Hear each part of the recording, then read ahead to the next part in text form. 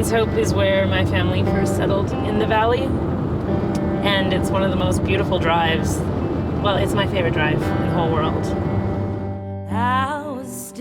Most of the drive to Hudson's Hope will be underwater if the Site C Dam does actually go through, which is really heartbreaking.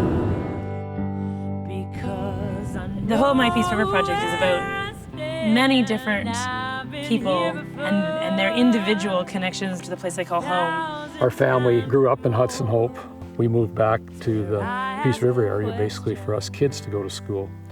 We can kind of stumble out our door and jump in a canoe and in 5 minutes be away from the vehicles and the traffic. We've been living on this part of our land for 13 years. Right on this side, all this lower flat, this is teeming with wildlife. This is where they need to live. Right? They need somewhere to go. Yeah, I mean, it's called the Mighty Peace River because look at it. It's a big, mighty river. It's not something to be taken lightly. It's not something to be destroyed. When people ask me how Site C will affect us, we sleep in our house, but we live on our land. And without our land, there's no life for us. And that's the thing, it's always been here. It's a constant, something you could always depend on, and it's like a heartbeat for the area. Because Northern Beauty is different. It's very wild. It's not something that people experience when, yeah, it's you. If the project went through, there'd be a dam built up there, a little ways, that would flood 57,000 acres. It's all First Nations land, and it would just all be lost. It would all be changed forever. It's the last of the river in British Columbia. Certainly our culture will be destroyed. We call it cultural genocide.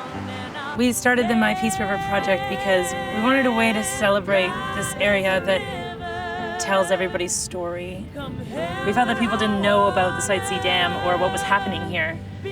We started with a hashtag, and it grew into this music festival with bands that just decided that it was important enough for them to come and be a part of this. We're just trying to raise as much awareness as possible, especially for the Lower Mainland, because people are starting to notice and people are starting to understand what it's actually going to happen.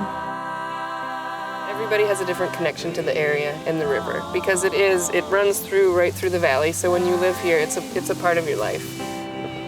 This is the only part of the Peace River that's left. It's the last of what we have of the river in British Columbia. If we don't respect the land and the water, it can't give us back what we need because we destroy it.